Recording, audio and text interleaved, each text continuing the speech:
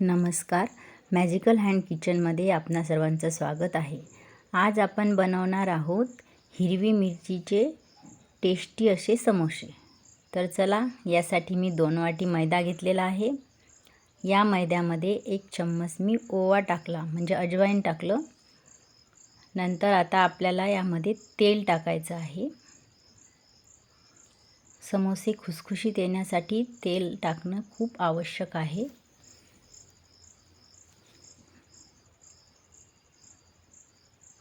तेल टाकल्यानंतर चवीपुरतं मीठ घालायचं आहे आणि हे पीठ आपल्याला एकजीव करून घ्यायचं आहे.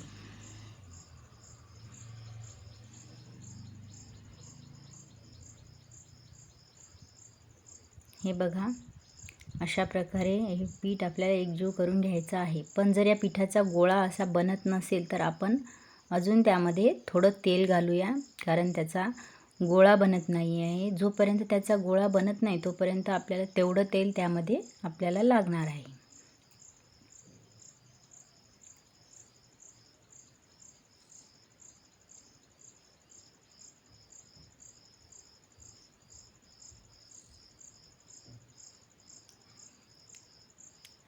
हे बघा, याचा अशा प्रकारे गोळा बनतो. आता हे पीठ अगदी योग्य आहे. आता हे पीठ आपण मळून घेऊया. त्यासाठी आपल्याला थोडं थोडं पाणी त्यामध्ये घालायचं आहे. एकदम पाणी घालायचं नाही, कारण जसं चपातीसाठी आपण पीठ मळतो तसं पीठ आपल्याला मळायचं नाही आहे. यामध्ये आपल्याला फक्त मैदा जोडायचा आहे. अशा प्रकारे थोडं थोडं पाणी घालून आपल्याला हे पीठ भिजवायचं आहे.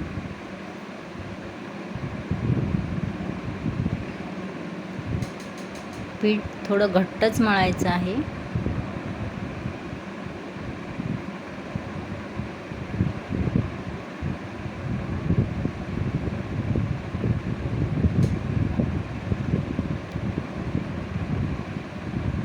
हे बघा, अशा प्रकारे मी हे पीठ मळलेलं आहे.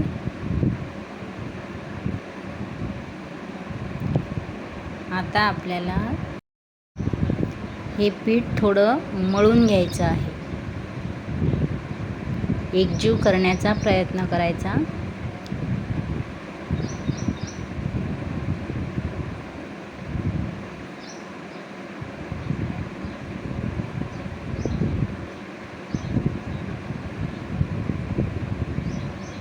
आता हे पीठ साधारणतः 20 मिनिटापर्यंत आपल्याला झाकून ठेवायचं आहे एका भांड्यामध्ये.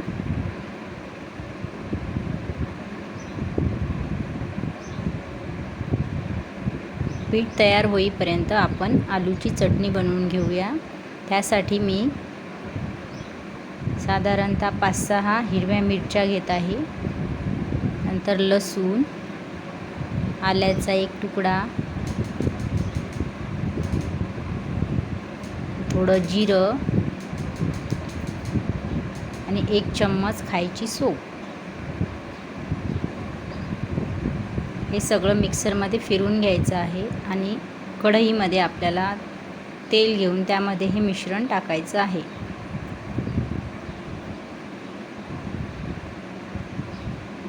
आता हे मिश्रण छान परतून घ्यायचं आहे.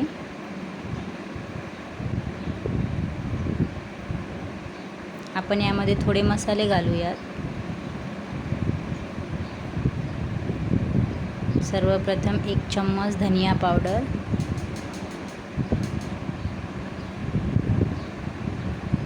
आपण हिरवी मिरची घातली पण तरीही आपल्याला त्यामध्ये थोडं तिखटसुद्धा घालायचं आहे. थोडी हळद,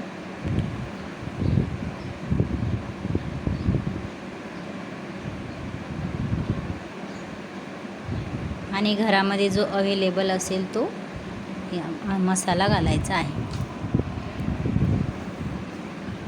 आता यामध्ये वाफवलेले बटाटे आपल्याला टाकायचे आहेत.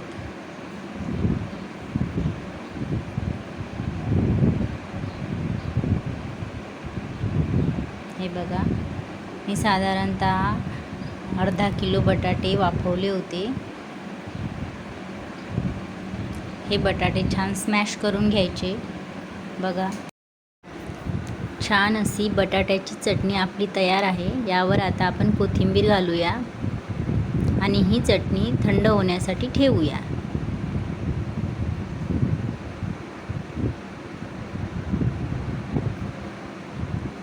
आता आपलं पीठ छान तयार आहे. हे बघा, आपल्याला परत हे पीठ थोडं मळून घ्यायचं आहे, एकजीव करून घ्यायचं आहे. अशा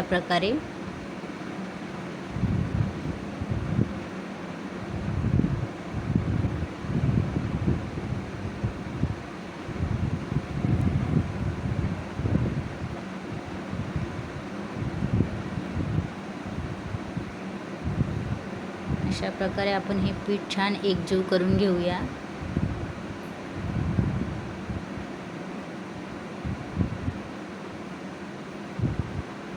आता आपलं पीठ समोसे करण्यासाठी एकदम रेडी आहे.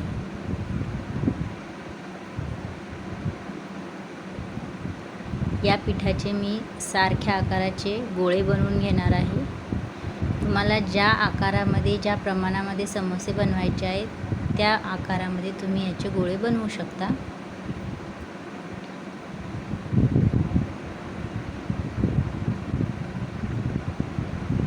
हे बघा, मी असे या पिठाचे गोळे बनवून घेतलेले आहेत. आता आपण हे लाटायला घेऊया.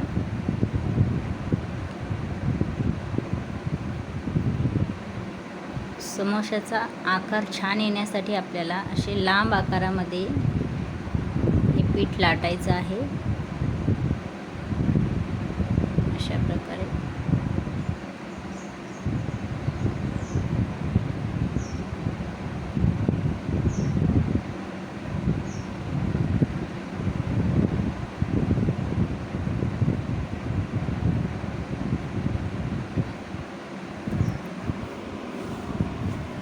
आता याचे 2 भाग करून घ्यायचे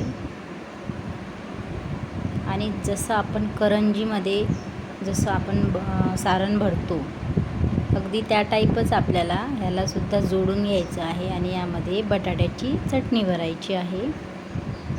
हे बघा, अशा प्रकारे याचे दोन्ही भाग जोडून घ्यायचे आहेत.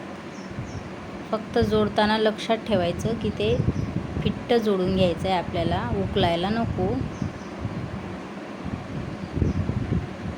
आणि यामध्ये आता आपल्याला बटाट्याची चटणी भरायची आहे.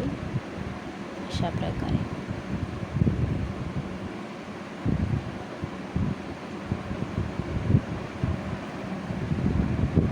आणि ह्याचा जो लांब साईडचा भाग आहे ना, तो भाग वरून घेऊन आपल्याला जोडून घ्यायचा आहे. अशा प्रकारे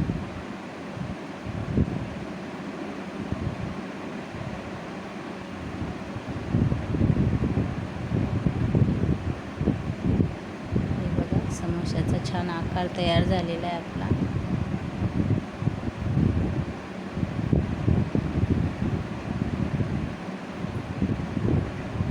अशा प्रकारे आपल्याला सगळे समोसे बनवून घ्यायचे आहेत. हे बघा, मी बनवून घेतले आणि आता नंतर मी हे तळणार आहे.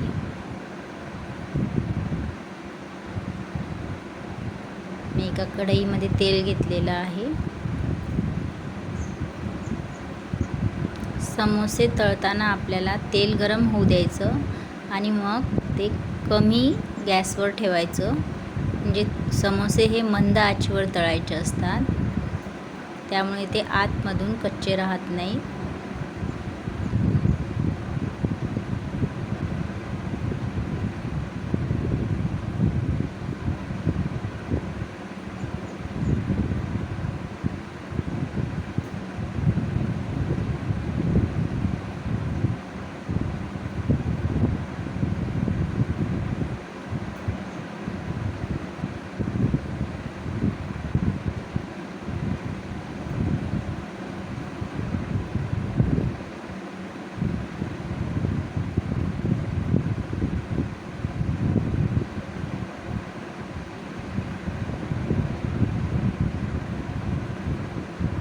हे बघा, अशा प्रकारे समोसे, त्यांना छान रंग येत आहे.